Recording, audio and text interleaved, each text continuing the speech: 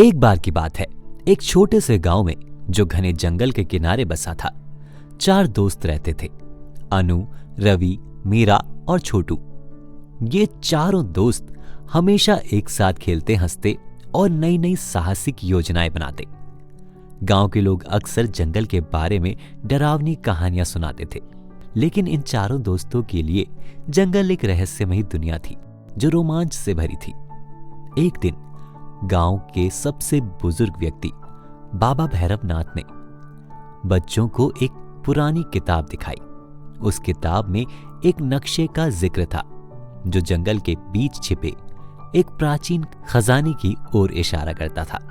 बाबा ने बताया कि यह खजाना सदियों से जंगल में कहीं छिपा है, लेकिन उसे पाने का रास्ता खतरों से भरा है।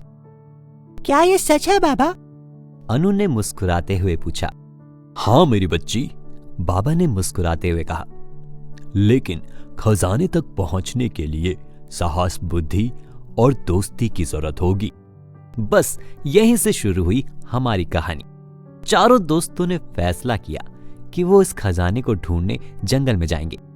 अगली सुबह सूरज उगने से पहले वो अपने छोटे छोटे बैग में रोटी, पानी की बोतल और एक मशाल लेकर जंगल की ओर निकल पड़े। नक्शा पुराना और फटा हुआ था, लेकिन उसमें कुछ निशान और संकेत थे जो रास्ता दिखाते थे। जंगल में कदम रखते ही हवा में एक अजीब सी ठंडक थी। पेड़ इतने घने थे कि सूरज की रोशनी भी जमीन तक मुश्किल से पहुंच पाती थी। रवि, जो सबसे नन्हा था लेकिन सबसे नटखट था, ने कहा, ये जंगल तो जादुई लगता है, क्या पता यहां भूत भी हो। मीरा ने उसे चिढ़ाते हुए कहा, अरे भूत वूत कुछ नहीं होता। पहला संकेत नक्शे में एक विशाल बरगद के पेड़ की ओर इशारा करता था। चारों दोस्त उस पेड़ तक पहुंचे जो इतना बड़ा था कि उसकी जड़ें किसी किले की दीवारों जैसी लगती थी। पेड़ के नीचे एक पुराना पत्थर था जिस पर कुछ प्राचीन अक्षर में लिखा था। अनु, जो पढ़ने में तेज थी, ने अक्षरों को पढ़ने की कोशिश की। ये लिखा है, साहस का रास्ता चुनो, डर का नहीं। तभी पेड़ की जड़ों के बीच से एक गहरा गड्ढा दिखाई दिया।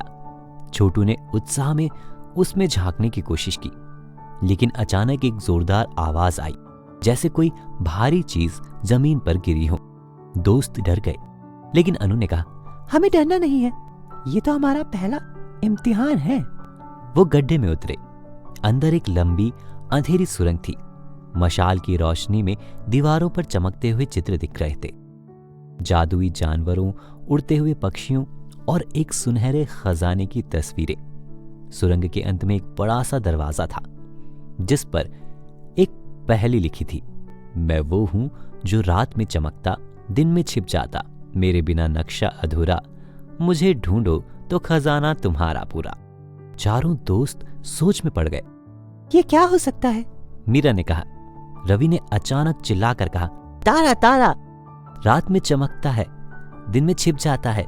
सबने उसकी बात मानी और दरवाजे पर एक तारे के आकार का छेद ढूंढा। छोटू ने अपनी जेब से एक चमकता हुआ पत्थर निकाला जो उसने रास्ते में पाया था। उसने उसे छेद में फिट किया और दरवाजा खुल गया।